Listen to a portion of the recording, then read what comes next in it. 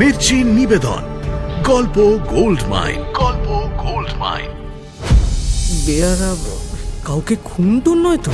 ওই বাজামের ঘরের বউ হওয়া থেকে কুয়ায় ডুবে মরা ভালো। একটা সৌদা যদি করেন আপনি আমাদের সঙ্গে, তাহলে কিন্তু আপনিও বাঁচেন আর আমরাও বাঁচি। এই মরুভূমির মধ্যেই যা করার করতে হবে। কামালকে সরিয়ে ছেলেটাকে নিয়ে চম্পট দিতে হবে। আমার কথা ভাবতে হবে না। যদি খোদার মর্জি হয় আবার দেখা হবে। আপনি পালান, আমি এদেরকে আটকাই। পালান আপনি।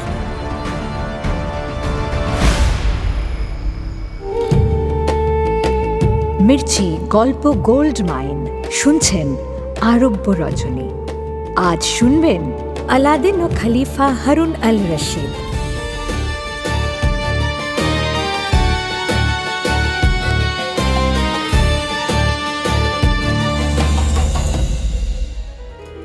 বেগম শাহরাজাদ শোনাচ্ছেন খলিফা হারুন আল রশিদ ও উস্তাদ হাসিম ইবন সুলেমানের কাহানি। কাহানিতে উস্তাদ হাসিম ইবন সুলেমানের গান শুনে খুশি হন খলিফা হারুন আল রশিদ। ইনাম হিসেবে নিজের গলার হার এগিয়ে দেন, কিন্তু উস্তাদ সাহেব সেই হার নিতে অস্বীকার করেন। এ যে সরাসরি মহান খলিফাকে মুখের ওপর অপমান। এর একমাত্র শাস্তি মৃত্যুদণ্ড। তাহলে কি ধরে নেব তোমার মরার ইচ্ছে হয়েছে? মরতে চাও তুমি?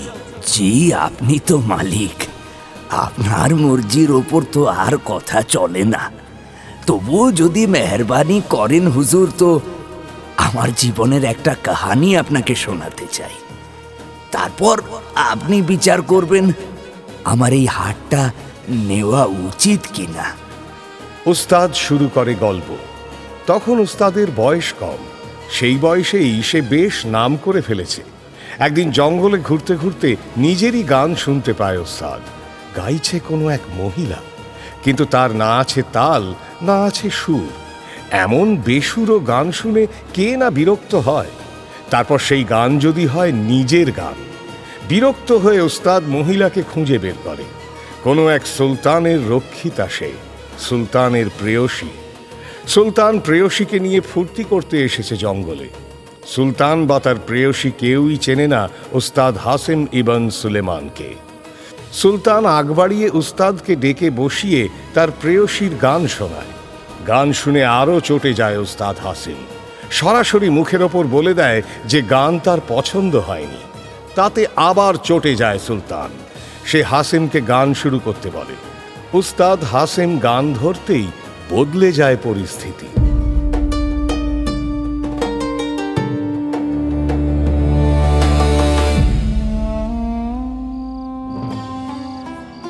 না, আজ আর অন্য কোনো কথা নয় বেগম। শুরু করো তোমার কাহানি তাড়াতাড়ি। হুজুরের দেখছি আজকাল কাহানি শোনার খুব তাড়া হয়ে গেছে। তাড়া? হ্যাঁ, তা বলতে পারো। এই রোজ রোজ সকাল হয়ে যায় কিন্তু কাহানি শেষ হয় না। এমনটা কাহাতক সহ্য হয় বলো তো দুনিয়াজাদ? ও, বুঝেছি। কি বুঝলে দুনিয়াজাদ? কাহানি আর রাত একসঙ্গে শেষ না হলে তো আপাকে কাতাল। ওসব থাক দুনিয়াজাদ। সুলতানও একজন মানুষ, তার একটা ভুল। যাকো কথা বাদ দাও, তুমি শুরু করো বেগম। জি হুজুর। উস্তাদ হাসিম মিয়া তো গান ধরে। গান ধরতেই মাহল একেবারে বদলে যায়। অমন সুন্দর গলা, অমন নিখুঁত গান। সে গান শুনে কে না মোহিত হয়। পারে কেউ? সাধে তো আর উস্তাদ হাসিম ওই কম বয়সেই নাম কামায়নি। গান শেষ হলেও কিছুক্ষণ কেউ কথা বলতে পারে না। সুলতান ও তার সঙ্গিনীর চোখ থেকে পানি গড়িয়ে পড়ে। উস্তাদ হাসিমও চুপ করে বসে থাকে। এমন পরিস্থিতিতে সে আগেও পড়েছে। অনেকেই তার গান শুনে কথা হারিয়ে ফেলেছে। এমন পরিস্থিতিতে চুপ থাকাই আমার উচিত। গান শেষ হলেও গানের রেশ শ্রোতার দিল ও দিমাগে বজায় থাকে। তখনও শ্রোতা গানটা শুনতে পায় স্পষ্ট। সে গান বেরিয়ে আসে তার দিলের একেবারে ভেতর থেকে। আমি স্পষ্ট দেখতে পাচ্ছি তারা আমার এই গান অনুভব করছে। আমার এখন চুপ করে থাকা উচিত। ইন্তজার করে উস্তাদ হাসিম। হঠাৎ সুলতানের সঙ্গিনী মহিলা এক অদ্ভুত কাণ্ড করে বসে। সেই কাণ্ড দেখে আমি তো বিলকুল তাজ্জব বনে যাই। আরে আরে আপনি করছেন কি? তাজ্জব বনে যায় খোদ সুলতানও। মহিলা উঠে এসে পায়ে পড়ে উস্তাদ হাসিমের। তার চোখের পানিতে পা ভিজে যায় উস্তাদের। ধরা গলায় সে উস্তাদের কাছে ক্ষমা চায়। আমাকে মাফ করুন হুজুর, আমাকে মাফ করুন। আমি আপনার গুনেহগার। আপনার গান ভুল গেয়েছি আমি। আমাকে মাফ করুন হুজুর, আমাকে মাফ করুন। পরিস্থিতি যে এমন হয়ে যাবে খোয়াবেও ভাবতে পারেনি উস্তাদ হাসিম। সুলতানের প্রিয় সঙ্গিনী তার পায়ে লুটুপুটি খাচ্ছে। তাকে তো আর হাত দিয়ে ধরে তুলতে পারে না উস্তাদ হাসিম। সুলতান বসে আছে সামনে, চেয়ে আছে তাদেরই দিকে। যদি তার সামনে এমন করাটা গুনাহ হয়ে যায় তাহলে উপায়? আমি যে তখন সরে যাব সে মকাও আমার কাছে নেই। এমনভাবে আমার পা দুটো জাপটে ধরেছিলেন তিনি যে আমার নড়ার জো ছিল না। শেষে উস্তাদকে রক্ষা করে সুলতান। বোধহয় উস্তাদের অসহায় মুখটা দেখে কিছু আন্দাজ করেছিল সে, অথবা নিজের প্রেয়সীর কাণ্ড দেখে তারই মায়া হয়েছিল হয়তো। সে উঠে এসে তার প্রিয়তমাকে তোলে। মহিলা উস্তাদের কাছে অনেক মাফি টাফি চেয়ে শেষে অদ্ভুত এক জিনিস চেয়ে বসে। আমাকে সাজা দিন হুজুর, আমাকে সাজা দিন। তাও আবার হয় নাকি? সুলতানের প্রেয়সী বলে কথা, তাকে সাজা দিলে সুলতান ছাড়বে নাকি উস্তাদকে? এমনকি আরো 10 গুণ উসুল করে নেবে। তাহলে জরিমানা দিচ্ছি, কবুল করুন হুজুর, কবুল করুন। নিজের গলার দামি হারটা খুলে দু হাতে এগিয়ে ধরে মহিলা। উস্তাদ কি করবে বুঝে উঠতে পারে না। ফ্যাল ফ্যাল করে একবার মহিলার মুখের দিকে আর একবার সুলতানের মুখের দিকে চাইতে থাকে। সুলতান চোখের পলকের ইশারায় ভরসা জুগিয়ে বলে উস্তাদকে, আরে নিয়ে নাও উস্তাদ, তুমি করেই বলছি। শুরু যখন তুমি করেছি তখন আর বদলানোর দরকার নেই। আর তাছাড়া উমারেও তুমি আমার চেয়ে অনেক ছোট। জি বিলকুল হুজুর। হ্যাঁ, যা দিচ্ছে নিয়ে নাও। ওটা না নিলে ওর হাত থেকে রেহাই মিলবে না। রেহাই পেতে চাও তো নিয়ে নাও। গানকে খুশি করে ইনাম কম পায়নি উস্তাদ হাসিম, কিন্তু ওই হারের মতো দামি ইনাম তাকে কেউ কোনোদিন দেয়নি। সেই ঘটনার আগেও না পরেও না। ইনাম আমি কবুল করি, মহিলা ওটা আমার হাতে দেয় না। ওটা নিতে হাত পাততে সে নিজেই সেটা তুলে ধরে গলায় পরানোর জন্য। আমিও হাত গুটিয়ে গলা বাড়িয়ে দিই। আমাকে পরিয়ে সে খুব খুশি হয় তখন। কিন্তু গলার হার দুলিয়ে পালাবে ভেবেছ? অতই সোজা ওটি হচ্ছে না। সুলতান উস্তাদ হাসিমকে আটকায়। চলো। কোথায় হুজুর? ওই যে বজরা দেখছো, ওতে আজ রাত ভর মেহফিল হবে। খানা পিনা মৌজ মস্তি আর তোমার গান। সুলতান যখন গান শুনবেন তখন ইনামও দেবেন নিশ্চয়ই। আমি কতকটা ইনামের লোভে রাজি হয়ে যাই, কিন্তু এমনটা যে হয়ে যাবে আমি ভাবতেও পারিনি তখনও। কি হয়ে যাবে ওস্তাদ হাসিম? কি হয়েছিল? বজরাটা ভেরানো ছিল আঘাটায়, জঙ্গলের মধ্যে। আর ঘাট কোথায় হুজুর? আমরা এগিয়ে যাই বজরার দিকে।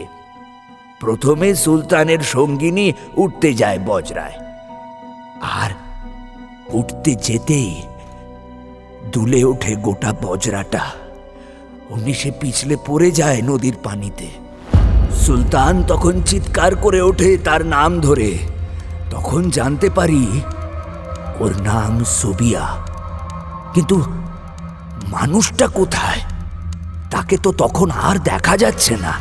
সুলতানের নির্দেশে মাঝিরা ঝাঁপ দেয় পানিতে, আতিপাতি করে খোঁজে। দেখতে দেখতে অন্ধকার নামে, তবুও সুবিয়াকে খুঁজে পাওয়া যায় না। কেমন যেন অপরাধী মনে হয় নিজেকে। মনে হয় যেন পুরোটাই ঘটে গেল আমার দোষে।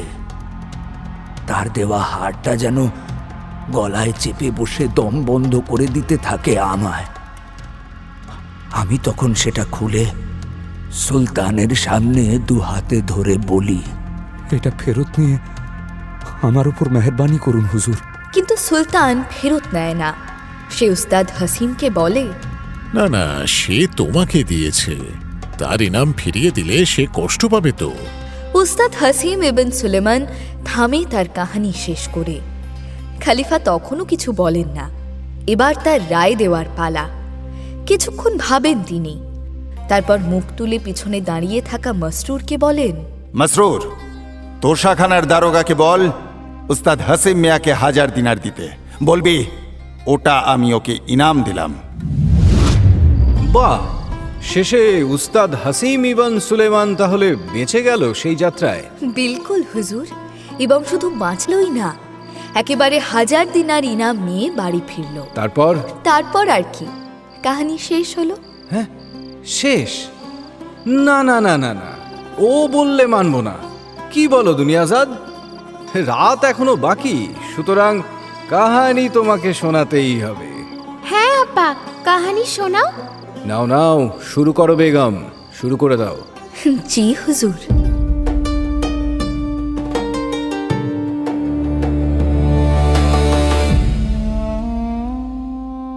খলিফা হারুন আল রশিদের বিচারে একবার ভুল হয়েছিল। খলিফার বিচারে ভুল? কি বলছো বেগম? খলিফাকে ভুল বোঝানো হয়েছিল হুজুর, আর তার জন্য আলাদিনের ফাঁসি হয়ে যেত। আলাদিন? সেই চিরাগের মালিক আলাদিন, সেই চীন দেশের? না না, এই আলাদিন অন্য আলাদিন। এর জন্ম কায়রোতে। একটা জমজমাট কাহানির গন্ধ পাচ্ছি। তুমি প্রথম থেকে শুরু করো বেগম, কিচ্ছু বাদ দিও না কিন্তু। জি হুজুর। প্রথম থেকে শুরু করতে হলে প্রথমে বলতে হয় আলাদিনের আব্বার কথা। আলাদিনের আব্বা? জি, এই আলাদিনের জন্ম কায়রো শহরে, তার আব্বার জন্ম সেখানে। আলাদিনের আব্বা সামাস। সামাসের আব্বা ছিল বড় সওদাগর। সামাসের বছর 17 বয়স হতে না হতেই শাদি দিয়ে দেয় তার আব্বা আম্মি। এই দাঁড়াও দাঁড়াও বেগম, এই কাহানিটা আসলে কার? এই কায়রোর আলাদিনের নাকি তার আব্বা? তাদের 3 পুরুষের। এই আলাদিনের আব্বা সামাস, আলাদিন এবং আলাদিনের বেটা আসলান, এই 3 জনের কাহানি এটা। বেশ বড় কাহানি মনে হচ্ছে। কি বলো দুনিয়াজাদ? জি, 3 পুরুষের কথা এক কাহানিতে, বড় তো হবেই। বাহ, তোফা, দারুণ। বলো বেগম, বলো, শুনি। জি হুজুর। সামাসের যখন শাদি হয় ওই বছর 17 বয়সে, তখন তার আব্বা আম্মির বয়স অনেক, একেবারে বুড়িয়ে গেছে তারা। আসলে সামাসের আব্বা আম্মির অনেক বয়সে সামাসের জন্ম। এদিকে বুড়ো বুড়ির খুব শখ যে নাতি নাতনির মুখ দেখে কবরে যাবে। এমন সময় এক কাণ্ড ঘটে। হঠাৎ এক ফকির সামাসের আব্বাকে দেখে বাতলে দেয় যে তার কবরে যাওয়ার সময় ঘনিয়ে এসেছে। ব্যাস, তড়ি ঘড়ি বেটার শাদি দিয়ে দেয় আব্বা।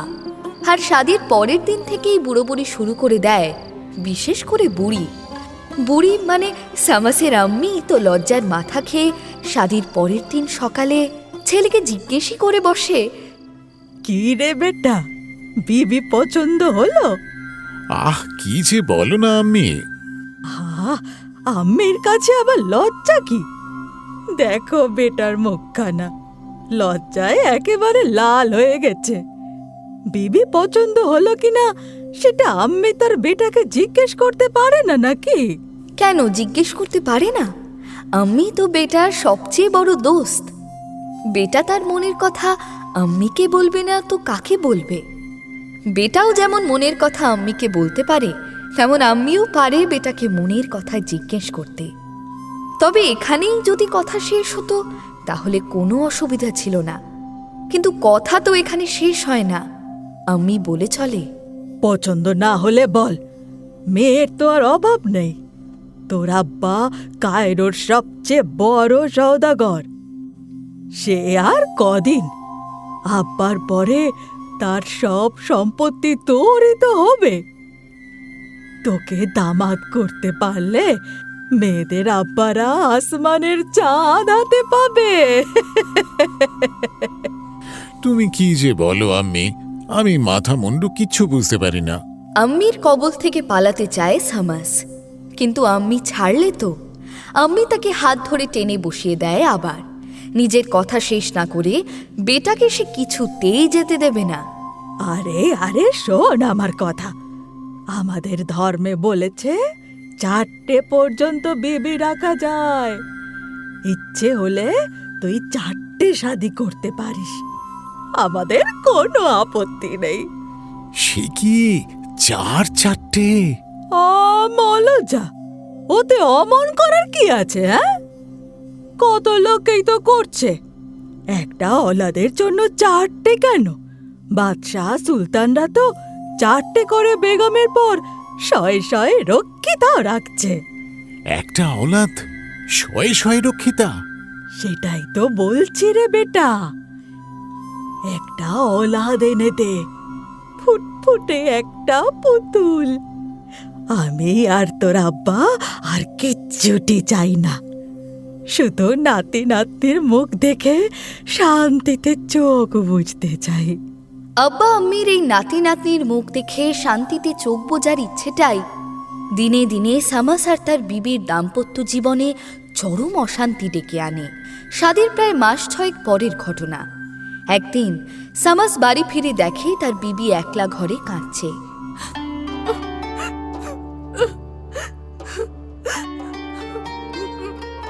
কি হলো বিবিজান, কাঁদছো কেন? সত্যি করে বলো তো, আমি কি বাচ্চা দেওয়ার যন্ত্র? আমাকে কি সেই জন্য এনেছো? আর কোনো কদর নেই আমার এই বাড়িতে, কোনো দরকার নেই। সে কি, এমন কথা কেন বলছো? তাহলে তোমার আম্মি আমাকে উঠতে বসতে খোঁটা দেয় কেন? কেন বারবার বলে আমি বাঁজা, আমি বাঁজা? ওর তো কত বয়সে অনাথ হয়েছে, আর আমার বেলায় 2 দিন দেরি হলেই দোষ। উফ, আজ আবার এই নিয়ে হয়েছে, অসহ্য। সামাস ও তার বিবির কাছে আব্বা আম্মির এই আবদারটা সত্যি অসহ্য হয়ে ওঠে। শেষে একদিন 7 সকালে তুমুল অশান্তি হয়। দোষের মধ্যে কি না, পাশের বাড়ি আগের রাতে একটি ছোট্ট ফুটফুটে ছেলে জন্মেছে। আম্মির গালিগালাজে বিবি শেষে ওই 7 সকালেই রাগ করে বাড়ি ছেড়ে বাপের বাড়ি চলে যায়। আম্মি চিৎকার করে সারা পাড়াকে জানিয়ে দেয়, যাক যাক যাক, ওই বাজা মেয়ের ঘরের বউ হওয়া থেকে কুয়ায় ডুবে মরা ভালো। মরুকো, মরে জাহান্নামে যাক, আমি আমার বেটাকে আবার শাদী দেব। এই কদিনে বিবিকে খুব ভালোবেসে ফেলেছিল বেচারা সামাস। তার আম্মি তো তার আব্বার সামনেই দাপিয়ে কাঁপিয়ে তাকে বলে, তুই কিচ্ছু ভাবিস না বেটা, আমি ওর থেকে অনেক অনেক ভালো মেয়ের সঙ্গে তোর শাদী দেব। দেখবি শাদীর পরের দিনই কোলে বাচ্চা চলে আসবে।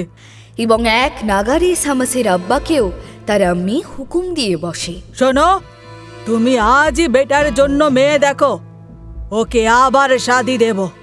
মেয়ে না পেলে বাজার থেকে বাঁধি কিনে এনে বেটার শাদী দেব, কিন্তু দেবই।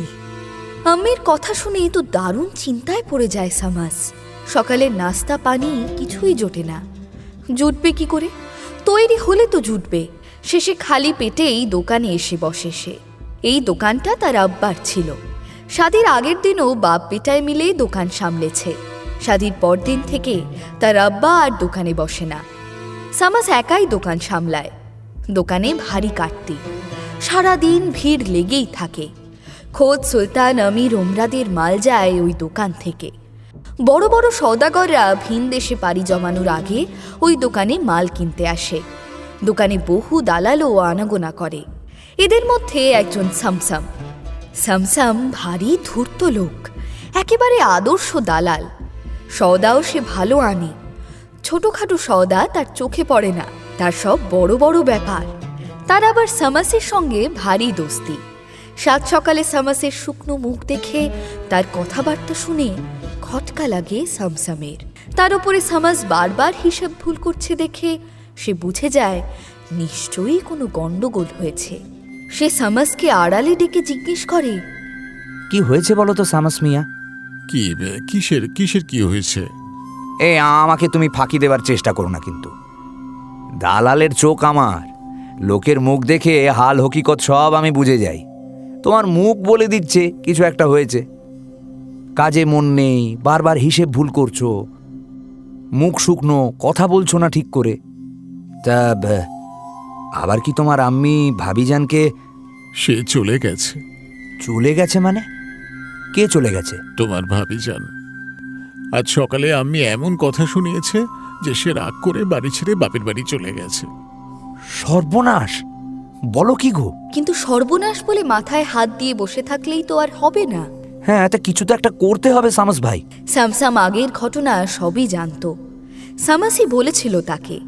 সেদিনের ঘটনা শুনে সে বলল, শোনো শোনো শোনো, আমার কথাটা শোনো। আমি একটা দারুণ দাওয়াই বানাতে জানি। একবার খেলেই কেল্লা ফতে। আরে বাচ্চা হবেই হবে, তুমি একটু রোসো, আমি বানিয়ে এনে দিচ্ছি তোমায়, ঠিক আছে? তবে হ্যাঁ, যেমন যেমন বলবো ঠিক তেমন তেমন খেতে হবে কিন্তু। তুমিও খাবে, ভাবিজানকেও খাওয়াবে। তবে তার আগে ভাবিজানকে বাপের বাড়ি থেকে ফিরিয়ে আনতে হবে, সেটা অনেক বড় কথা।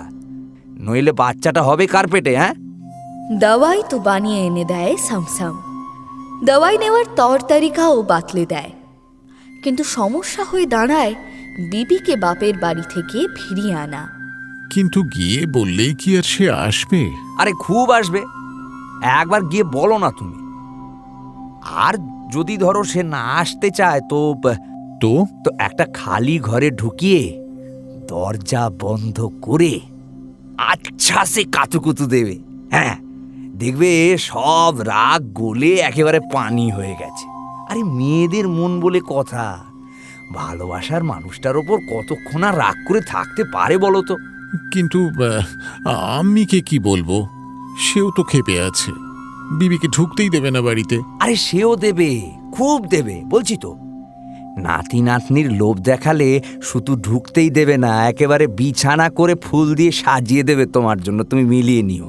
আরে বাবা, সেই কথাটাই তো বলবে কে? কে বলবে? হ্যাঁ সত্যি কথা, কে বলবে কে বলবে কে বলবে? আচ্ছা ঠিক আছে, তুমি ভাবিজানকে আনতে যাও, আমি এদিকটা দেখছি। তুমি কি দেখবে? হ্যাঁ, তোমার আম্মিকে আমি দেখছি। তুমি? হ্যাঁ, কেন? তোমার কথা শুনবে নাকি? আরে খুব শুনবে। দালালি করি কি এমনি এমনি? হ্যাঁ, এমনি এমনি দালালি করি। লোকে কথা না শুনলেও আমি শুনিয়ে ছাড়ি। আর শুধু শুনিয়ে ছাড়ি না, একেবারে কথা মতো কাজ করিয়ে ছাড়ি। শোনো শোনো শোনো, এদিকে কিন্তু রাত হয়ে গেল। হ্যাঁ, সারা বাজার এখন বন্ধ হয়ে গেছে, শুধু তোমার দোকানটাই খোলা। দোকানপাট বন্ধ করে বিবিকে নিয়ে এসো বাড়িতে। তারপর যেমন যেমন বলছি ঠিক তেমন তেমন করো। আমি এদিকে বাকি ব্যবস্থা করে রাখবো, ঠিক আছে?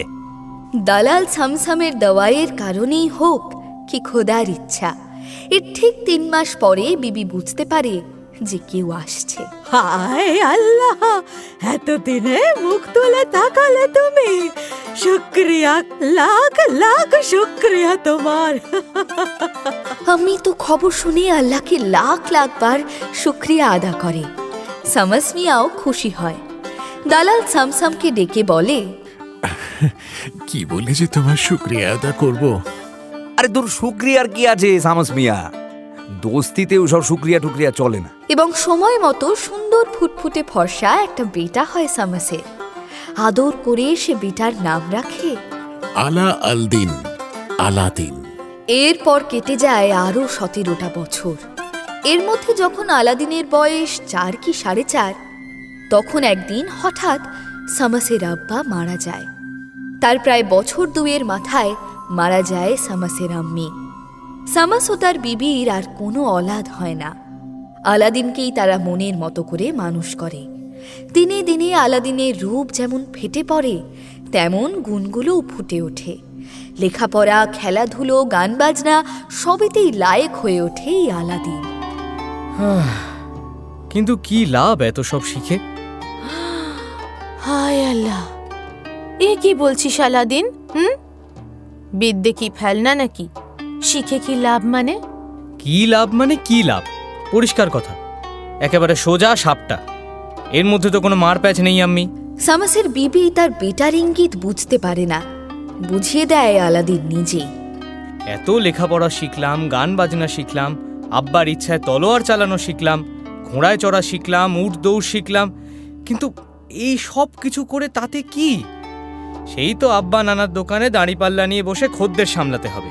তা সওদাগরের বেটা তো কি সুলতান হবি নাকি? সুলতান না হই, কিন্তু নিদেন পক্ষে সওদাগারটা তো ঠিক করে হতে দাও। সে তো তুই হবি। মোটেই না।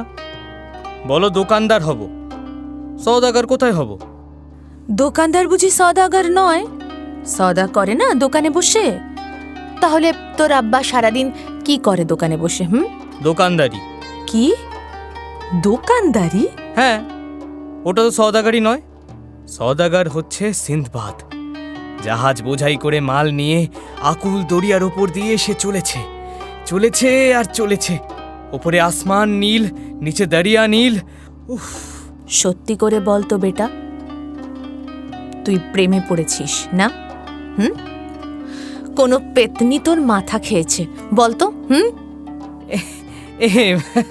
প্রেমে পড়তে যাব কেন? কি যে বলো না আম্মি, হচ্ছে দরিয়ার কথা, সেখান থেকে তুমি একেবারে তুমি না। আমাকে শেখাতে আসিস না বেটা, বয়স তো আমার কম হলো না, আমি সব বুঝি। প্রেমে না পড়লে অমন রসের কথা বেরোয় নাকি বেটা ছেলেদের মুখ দিয়ে? বেটা প্রেমে তো পড়েইছে, তবে কোনো পেতনির নয়, পড়েছে সে নিরুদ্দেশের প্রেমে। সে হারিয়ে যেতে চায়, সে দেশে দেশে ঘুরতে চায়, ঘুরে ঘুরে সওদা করতে চায়। আমি শুনেছি সওদাগাররা সব এই দেশ থেকে ওই দেশে ঘুরে ঘুরে সওদা করে। কি মজার জীবন বলো তো তাদের আম্মি, কত রকমের অভিজ্ঞতা হয় জীবনে। ওই যে সিনবাদ, সে তো 7বার সওদা নিয়ে বেরিয়েছে। 7 বারই সে কি কাণ্ড জানো, আমি মরিয়ে যেতেন উনি। হায় আল্লাহ! আরে আল্লাহকে ডাকছো কেন? সিনবাদ কি মরেছে নাকি? 7 বারই বুদ্ধি খাটিয়ে ঠিক বেঁচে ফিরেছে। উফ, এরাম যদি একটা জীবন পেতাম। ও আম্মি, ওই আব্বাকে বলো না গো, আমিও যাব সওদা করতে। বলো না, বলো না, বলো না গো, বলো না। বালাই ষাট, খামোখা মরতে যাবি কেন? হ্যাঁ বোকা ছেলে। আরে বাপ নানার ব্যবসা আছে কি করতে? হ্যাঁ, তাই বললে কি আর ছেলে শোনে কথা? তার রক্ত তখন ফুটছে, সে অভিযানে গিয়েই ছাড়বে। আমি তাকে বুঝিয়ে পারে না, শেষে বকাবকি করে থামায়। আই, এক চড় মারবো তোকে। টোটো করে ঘুরে বেড়াবেন উনি, শখ কত? ভদ্রলোকের ছেলে হয়ে রাস্তায় রাস্তায় ও সামান ফেরি করে বেড়াবে। ফেরি কোথায়? আয় তুই চুপ কর, আমাকে আর বোঝাতে আসিস না। বেটা বোঝাতে যায়ও না, সে শুধু খানাপিনা ছেড়ে দেয়। এর চেয়ে আব্বা আম্মিকে উত্ত্যক্ত করার মোক্ষম দেওয়াই আর কি বা হতে পারে। সামাস বিবির কাছে জানতে চায় কি হয়েছে। আলাদিন শুনলাম কাল রাতে খায়নি, শরীর টরীর খারাপ করলো নাকি? পেট খারাপ? হেকিম সাহেবকে খবর দেব? পেট নয়, তার মন খারাপ। মন খারাপ কেন? সে সওদা করতে চায়। সওদা করতে চায়? আরে সে তো ভালো কথা, তার জন্য মন খারাপ করে খানাপিনা ছেড়ে বসে থাকার কি আছে? আমি আজই তাকে নিয়ে যাচ্ছি দোকানে, ভালোই হবে। এবার থেকে বাপ বেটায় দোকান সামলাবো। উফ, আর তুমি না কিচ্ছু বুঝবে না। আরে কি বুঝি না? আরে বাবা, সে দোকানদারি করবে না, সওদা করবে। ওই কি যেন একটা লোকের নাম বলছিল, কি যেন, আরে বলো না, ওই সওদা করে। সওদা করে? কে? আরে সেটাই তো জানতে চাইছি। আরে এই সেটাটা কি আমাকে বলতে হবে তো, আমি জানবো কি করে যে তোমাদের আম্মি আর বেটার মধ্যে কি কথা হয়েছে? আরে আরে ওই যে ওই কি বরবাদ না কি যেন নাম, সওদা করে, সওদা করে।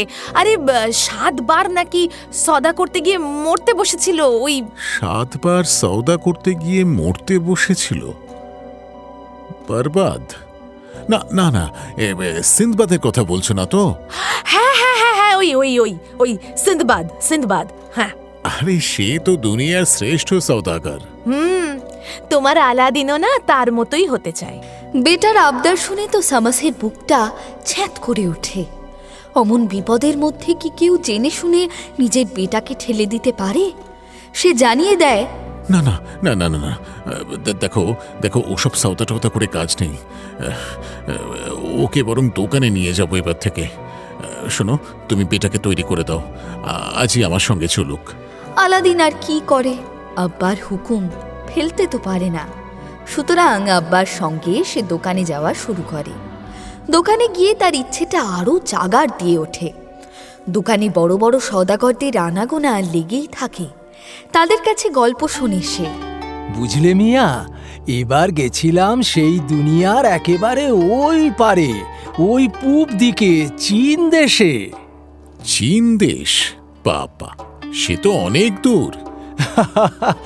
আরে দূর বলে দূর, পাক্কা 3 মাস লেগেছে যেতে। তা গিয়ে মুনাফা বন্ধ হয়নি। ওখানকার মানুষগুলো একেবারে অন্যরকম, বুঝলে? আর কত আজীব আজীব জিনিস পাওয়া যায়। আচ্ছা, ওই দেশেই তো আছে না সেই জাদু চিরাগ, যে চিরাগে জিন থাকে? হ্যাঁ, ওই দেশেই তো। কিন্তু সে চিরাগের হদিশ পাওয়া যার তার কম্য নয়। একমাত্র আলাদিনই পারে সেই চিরাগ খুঁজে বের করতে। আলাদিন? আবার কোনো সওদাগর বলে, এবার সেই পশ্চিমে ঘুরে এলাম শামস ভাই। পশ্চিমে? হ্যাঁ, দুনিয়ার পশ্চিমে। সেখানে মাঠে ঘাটে সোনা পড়ে থাকে। বলছো কি ভাই? মাঠে ঘাটে সোনা পড়ে থাকে? তাহলে আর বলছি কি, মাঠের মধ্যে ইয়া বড় বড় সোনার পাথর। মাঠের মধ্যে? কেউ দেখার নেই, কোনো পাহারা নেই, শুধু কুড়িয়ে নিলেই হয়। সোনার পাথর? সওদাগরদের গল্প শুনে আর রাতে স্বপ্ন দেখে আলাদিন। ঘুমের মধ্যে কখনো সে পৌঁছে যায় চীন দেশে। আশ্চর্য সেই প্রদীপ থেকে জিন বেরিয়ে সেলাম ঠুকে দাঁড়ায় তার সামনে। আবার কখনো সে পৌঁছে যায় দুনিয়ার পশ্চিমে। সোনার পাথর কুড়িয়ে বস্তায় ভরে রাশি রাশি। আনন্দে চিৎকার করে ওঠে সে ঘুমের মধ্যে, মারাব্বা মারাব্বা, মাশাআল্লাহ মাশাআল্লাহ মারাব্বা। মাঝরাতে ঘুম ভেঙে উঠে বসে আলাদিন। জানটা তার ছটফট করতে থাকে। বাকি রাতটা দু চোখের পাতা আর এক করতে পারে না সে। তার স্বপ্নগুলো আরো রঙিন করে তাকে আরো অস্থির করে তোলে মাহমুদ। মাহমুদ সামাসের দোকানের খদ্দের। কোনো বনেদি ঘরানার অলাদ নয় সে, কিন্তু ভাবে সাবে পাক্কা রাইসদের নকল করে। তার আব্বা কায়রোর রাস্তায় রাস্তায় পানি ফেরি করে বেড়াতো এক সময়। ভিস্তিওয়ালার বেটা মাহমুদ আব্বার মতো ভিস্তিওয়ালা হয়নি। সে আদৌ কি কামকাজ করে কেউ জানে না, তবে আরব দুনিয়ার প্রত্যেকটা বড় শহরে বাড়ি আছে তার। বাগদাদ, বসরো, দামাস্কাস, জেরুজালেম, আলেপ্পো এবং আরও। সে নানা শহরের কাহানি শোনায় আলাদিনকে। বাগদাদের থেকেও সুন্দর শহর হচ্ছে জেরুজালেম। জেরুজালেম? আমার বাড়িগুলোর মধ্যে সবচেয়ে সুন্দর বাড়িটা ওই শহরেই আছে। সারা শহরটা দেখলে মনে হয় যেন এটা ছবি, এবারে ছবির মতো সুন্দর। আলাদিনকে সে বিশ্বাস করিয়ে ফেলে যে দুনিয়ার সবচেয়ে বাজে শহর কায়রো। কায়রো বাদে বাকি সব শহর দারুণ চমৎকার, আর প্রত্যেকটা শহরে তার বাড়ি আছে। তাই তো বলছি সামাস ভাই, কোনো অসুবিধা হবে না তোমার। আলাদিনকে উস্কে দিয়ে আলাদিনের আব্বা সামাস মিয়াকে রাজি করাতে উঠে পড়ে লাগে মাহমুদ। ওকে আমার সঙ্গে ছেড়ে দাও, আমি ওকে সঙ্গে নিয়ে সারা আরব দুনিয়া ঘুরে আসছি। তোমার বেটা যেমন যাবে ঠিক তেমনি আসবে, চিন্তা নেই। মাহমুদকে সামাস মুখের ওপর না করে দেয় আলাদিনের সামনে। না না ভাই মাহমুদ, আমি ঠিক ভরসা পাচ্ছি না। কি ভরসা পাচ্ছ না তো? দেখো, কিছু মনে করো না ভাই। 10টা নয়, 5টা নয়, একটা মাত্র বেটা আমার। আমি মানছি যে ওকে তুমি আগলে রাখবে, কিন্তু এই তো সওদাগরদের কাছ থেকে তো শুনি পথে ঘাটে ডাকাত আছে, কত রকমের বিপদ আছে। সেসব জেনে ওকে আমি কি করে ছাড়ি বলো তো? না না না, তার চেয়ে আমার বেটা যেমন আছে তেমনি থাক। ভেঙে ফেলবো, সব আমি আমি সব ভেঙে ফেলবো, আমি সব ভেঙে ফেলবো, সব ভেঙে ফেলবো। কি করিস? বেটা বেটা আলাদিন, বেটা আলাদিন, শোন বেটা, আমার কথা শোন। কিচ্ছু না, আমি কিচ্ছু শুনবো না, এই আমি দেখো। সব ভেঙে ফেলবো। আচ্ছা আচ্ছা আচ্ছা, শোন শোন বেটা শোন, আমি কথা দিচ্ছি, আমি তোকে সদা করতে পাঠাবো। হ্যাঁ, তুই তুই তুই তো থাম এবার। হ্যাঁ, তুমি কি করবে বেচারি অরাত? আমাকে আব্বা বলে দিয়েছেন, তা আবার মামুদ ভাইয়ার মুখের ওপরে। সে আমাকে কিছুতেই ছাড়বে না, কিছুতেই না, সব ভেঙে ফেলবো। আচ্ছা আচ্ছা আচ্ছা, তাকে আমি রাজি করাবো। পারবে না, মামুদ ভাইয়া কত করে বললো জানো, তাতে রাজি হলো না, আর তারপরে তোমার কথায় রাজি হয়ে যাবে আব্বা? আরে বাবা, হবে, আমি বলছি হবে। আর আর যদি সে রাজি না হয়, তাহলে আমি আমি আমি আমি তোকে সদা করতে বিদেশে পাঠাবো। হ্যাঁ, কথা দিচ্ছি আমি। তোর আব্বা মানুক বা না মানুক, আমি পাঠাবো। হ্যাঁ, এবার তো তুই থাম। বাড়িতে ভাঙচুর করে আলাদিন যা ক্লান্ত হয়ে পড়েছিল তাতে এমনিই থেমে যেত, এবং যথারীতি শামাস মিয়া কিছুতেই রাজি হয় না। বিবি তাকে বোঝায়, শোনো, বেটা আমাদের লায়েক হয়েছে, আর কতদিন আঁচলের তলায় আগলে রাখা যায় বলো দেখি? হ্যাঁ, এবার তো একটু একটু করে ছাড়তেই হবে, তাই না? এই বয়সে তোমার আমার শাদী হয়ে গিয়েছিল। আরে আমাদের কথা ছাড়ো বিবিজান, শাদি হওয়া আর বিদেশে সওদা করতে যাওয়া এক জিনিস নয়। আরে সদা তো অজুহাত, আসলে তো ঘুরতে যেতে চায়। সে যাই করতে যাক না কেন, যাবে তো। তুমি জানো না বিবিজান, পথে ঘাটে কত বিপদ, নসিবের জোরে মানুষ বাঁচে। আমি তো শুনি এই সমস্ত কথা সবার কাছ থেকে। আচ্ছা, তোমার কাছে তো এত লোক আসে, এমন কেউ নেই যার হাতে আমাদের বেটাকে বিশ্বাস করে ছাড়া যায়? সে একটু যদি ঘুরিয়ে আনতে পারে আমাদের বেটাকে। বিবির বুদ্ধিটা মনে ধরে শামাসের। বুদ্ধিটা খারাপ নয়, সওদাও কেমন করবে সে তো আমার জানাই আছে। কিন্তু এমন কাউকে যদি পাওয়া যায় যার হাতে আমি ওকে নিশ্চিন্তে ছাড়তে পারি, তারপর একটু ঘুরে টুরে এলে পরেই আমি ওর শাদি দিয়ে দেব। ঠিকই তো, ছেলেটা জন্মের পর থেকে ঘর ছাড়া হয়নি কোনোদিন। আমার কোনোদিন ঘুরতে যাওয়ার শখ হয়নি বলে কি আমার বেটার হতে পারে না? শেষে অনেক খুঁজে পেতে কামাল মিয়াকে ঠিক করে শামাস। এই যে কামাল মিয়া, শোনো শোনো শোনো, দেখো ওইসব সওদা ফাওদা সব ধাপ্পা, বুঝলে? আমার বেটাকে তুমি শুধু কটা শহর একটু ঘুরিয়ে দেবে। এ আর এমন কি হুজুর, আমার কাজ তো তাই। কামাল মিয়া উট ভাড়া খাটায়, গোটা 40 উট আছে তার কাছে। মাঝবয়সী, সুঠাম, সাহসী, অভিজ্ঞ মানুষ। কোন রাস্তা কোন দিকে গেছে সব জানে কোন রাস্তায় বিপদ ওঁত পেতে বসে থাকে।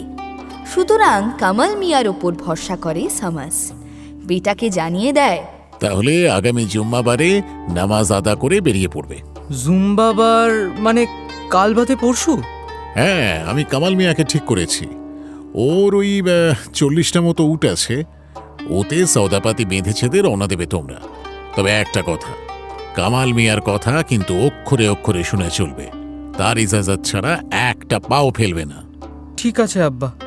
কিন্তু সওদাপাতি কি নেবে সে সবার খেয়ালই করে না আলাদিন। সে তখন ঘুরতে যাওয়ার আনন্দে মশগুল, নানা রকম স্বপ্ন দেখছে জেগে জেগে। শামাস তার বিবিকে বলে, আচ্ছা শোনো, ওদের মোটামুটি ধরো মাস 6 মতো খানাপিনার জিনিসপত্র গুছিয়ে দাও। আমি কামাল মিয়াকে বলেছি মাস 6 যতটা হয় ঘুরিয়ে আনতে। মাস 6? এতগুলো দিন বেটাকে ছেড়ে থাকবো কি করে আমরা? জুম্মাবারের নামাজ আদা করে বেরিয়ে পড়ে আলাদিনের টলি। আম্মি চোখের পানিতে বিদায় দেয় ছেলেকে। সাবধানে থাকিস বেটা। শামাস আবার মনে করিয়ে দেয় তাকে, কামালের কথা শুনে চলবে, কিন্তু একদম ওর কথার খেলাপ করবে না, মনে থাকবে? জি আব্বা। সারা দিন হেঁটে তারা এসে পৌঁছয় মরুভূমির প্রান্তে। কামাল আলাদিনকে সে রাতের মতো ওখানেই তাঁবু ফেলার বুদ্ধি দেয়। সামনে মরুভূমি মালিক, রাতের বেলায় মরুভূমি ভয়ঙ্কর জায়গা। ডাকাত আছে? ডাকাত তো আছে, আমি জানি, মাহমুদ ভাইয়া আমায় সব বলেছে। কিন্তু ডাকাতের চেয়েও মারাত্মক মরুভূমির বিষাক্ত সাপ আর পোকা। সাপ আর পোকা? জি হুজুর, সারাদিন রোদের তাপে ওরা বেরোতে পারে না, লুকিয়ে থাকে বালির মধ্যে।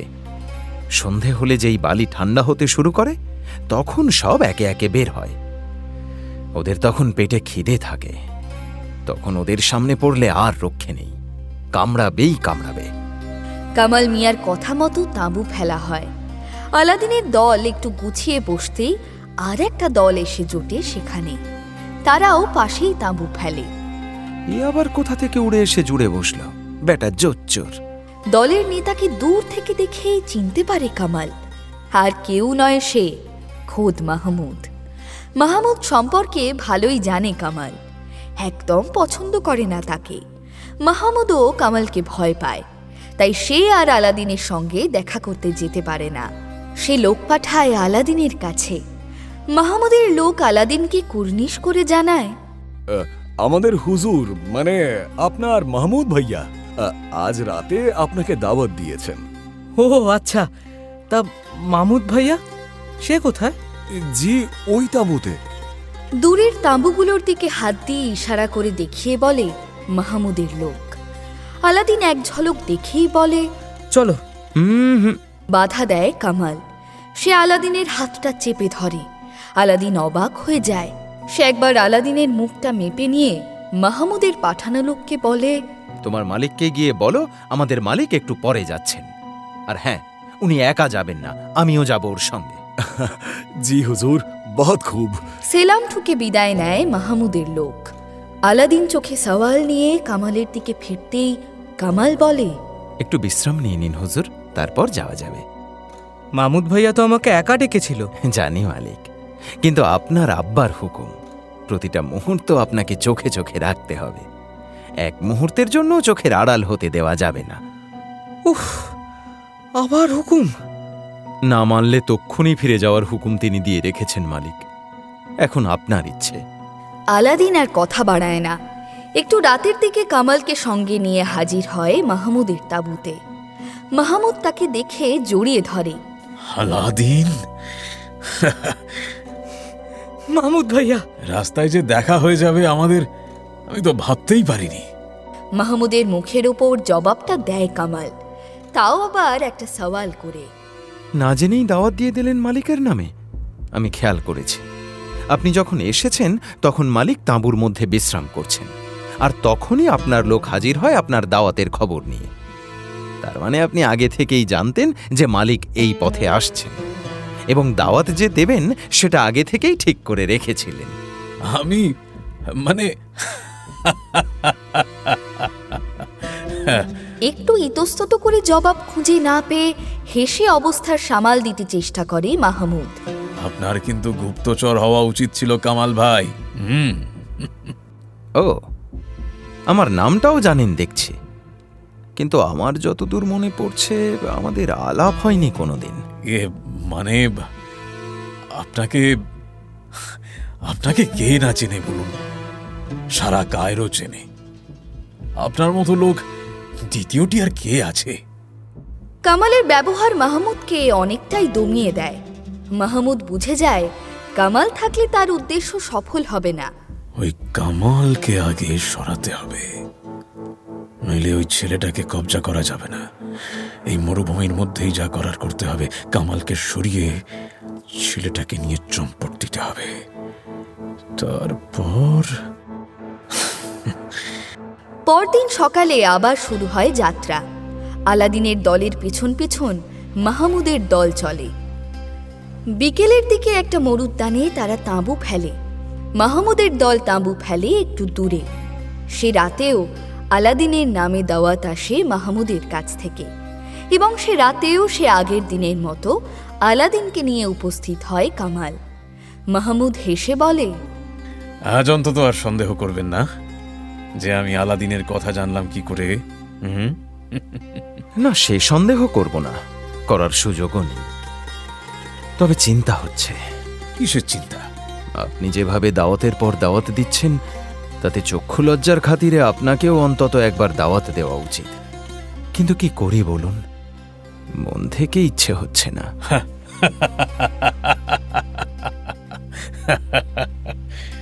কামালের করা অপমানটা হেসে হজম করে নেয় মাহমুদ।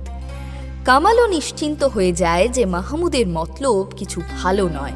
নইলে এত বড় অপমান হেসে হজম করত না, আমাকে দু কথা শুনিয়েই ছাড়ত।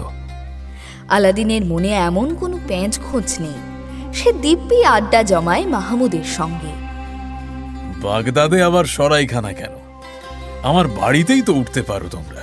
তাহলে তো খুব ভালো হয়, কি বলো কামাল চাচা? হ্যাঁ, সে তো হয়, কিন্তু সওদাগররা তো তেমন করে না। কেমন করে না? তারা তো কোথাও গিয়ে সরাইখানায় ওঠে, কারোর বাড়িতে ওঠে না। উঠলেও ভাড়া নিয়ে ওঠে, নিজেরা রান্না করে খায়। ও বাবা, তাহলে তো দারুণ মুশকিল হয়ে গেল। সওদাগররা যখন কারোর বাড়িতে ওঠে না, তখন আমি কি করে তোমার বাড়িতে উঠি মাহমুদ ভাইয়া? কায়রো থেকে বাগদাদ পর্যন্ত গোটা পথটা কোনোভাবেই আলাদিনকে কামালের থেকে আলাদা করতে পারে না মাহমুদ। এদিকে রাস্তা তো প্রায় শেষ হয়ে এলো, আর শুধু আজ রাতটা। আজকের রাতটা কেটে গেলেই কাল বিকেলের মধ্যে বাগদাদ পৌঁছে যাব।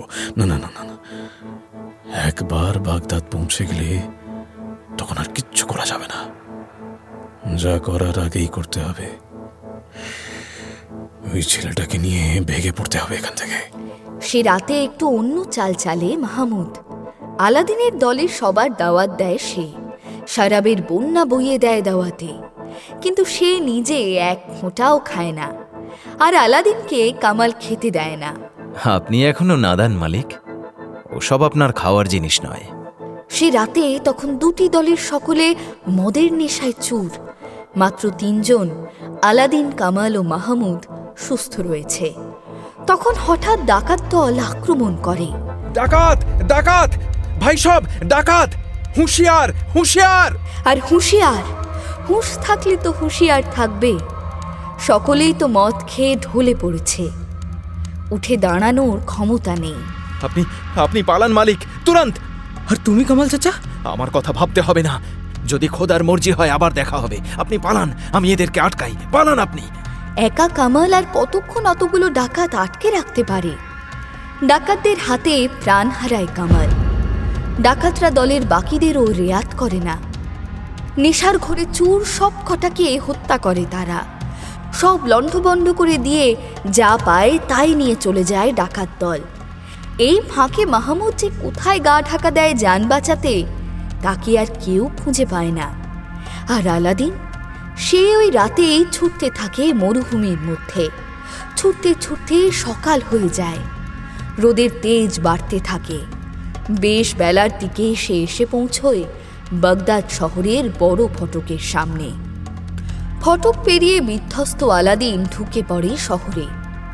অচেনা শহর, অচেনা মানুষজন, এদিক ওদিক ঘুরতে ঘুরতে সে পৌঁছে যায় একটা মসজিদে। এখানে একটু বসি, বরং একটু জিরিয়ে নি। মসজিদের পানিতে মুখ হাত ধুয়ে নেয়। বুকের ছাতি ফেটে যাচ্ছে তেষ্টায়। তেষ্টা মিটিয়ে নেয় ওই পানিতেই। তারপর মসজিদের সিঁড়ি দিয়ে উঠে ছোট্ট এক ফালি বারান্দায় বসে হেলান দেয় দেওয়ালে।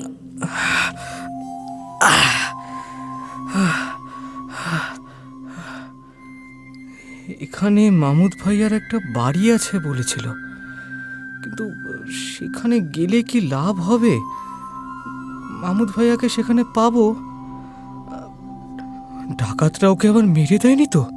কি করবে ঠিক করে উঠতে পারে না আলাদিন। একটু ধাতস্থ হতেই মালুম হয় খুব খিদে পেয়েছে, কিন্তু খাবে কি? কে দেবে তাকে খানা?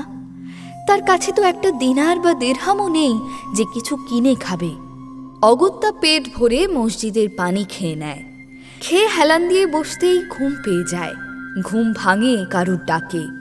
চোখ খুলতেই দেখে সামনে এক বৃদ্ধ ও এক নওজওয়ান উৎসুক হয়ে চেয়ে আছে তার দিকে। নওজওয়ানের বয়স প্রায় তার সমান। আপনারা? আমরা এই বাগদাদেই থাকি।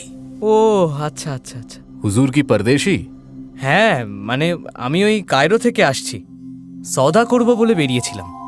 ডাকাতের ঘটনাটা বলে আলাদিন। শুনে বৃদ্ধ ও নজওয়ান দুজনেই দুঃখ প্রকাশ করে। আপনি তো দারুণ বিপদে পড়েছেন দেখছি। সে তো পড়েছি। আচ্ছা, এখানে মাহমুদ ভাইয়ার বাড়িটা কোথায় বলতে পারেন? এখানে এমন অনেক মাহমুদ ভাই আছে, আপনি কাকে খুঁজছেন? ওই যে যার বাড়ি কায়রোতে। এই বাগদাদ শহরে এভাবে কাউকে খুঁজে পাওয়া যায় না। পাবো না? তাহলে তো বড় মুশকিল হয়ে গেল। একটা যাওয়া বা আশা ছিল। বৃদ্ধ একবার নজওয়ানের মুখটা দেখে নিয়ে বলে, মুশকিল মানে যা বুঝতে পারছি, আপনার এখন একটা খাওয়া থাকার ব্যবস্থা হলে ভালো হয়, তাই তো? সে না হলে তো মরে যাব। তার সঙ্গে কিছু দিনারও দরকার।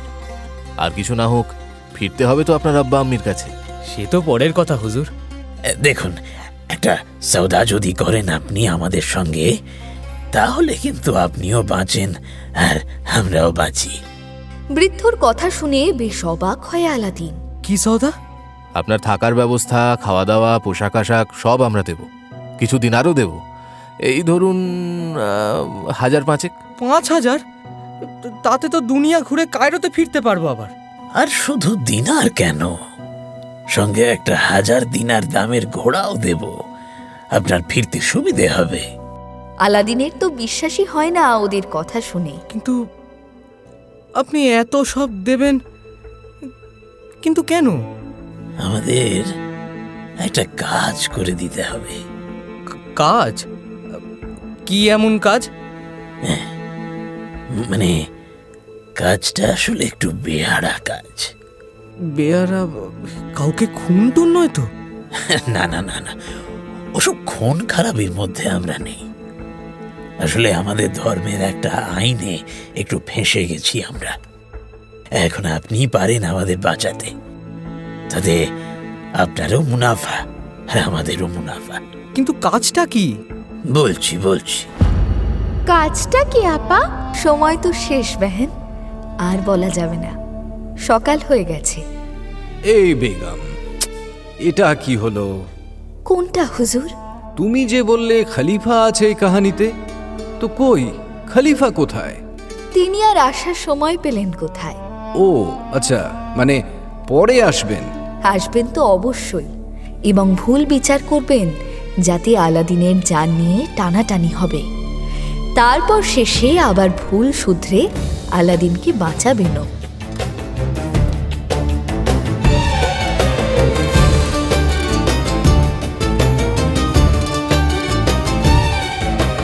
আর সেই কিস্সা শোনার জন্য অপেক্ষা করে থাকতে হবে আমাদের।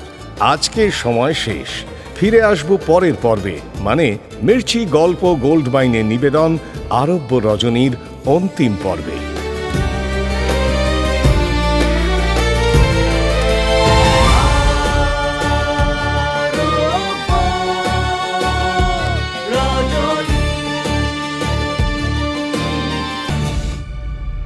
মির্চি গল্প গোল্ড মাইনে শুনলেন আরব্য রজনী।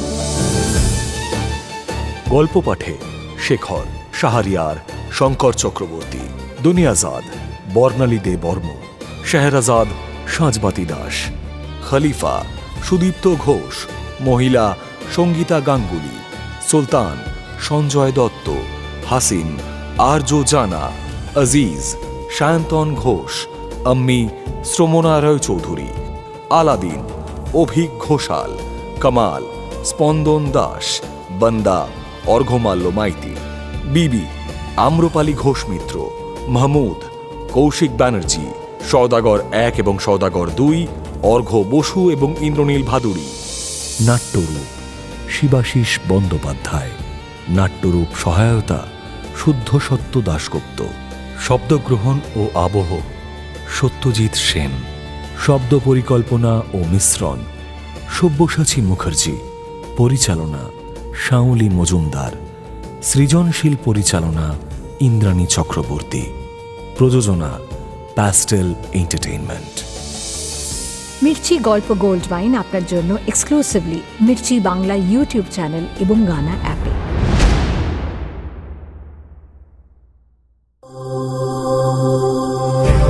মির্চি নিবেদন গল্প গোল্ড মাইন।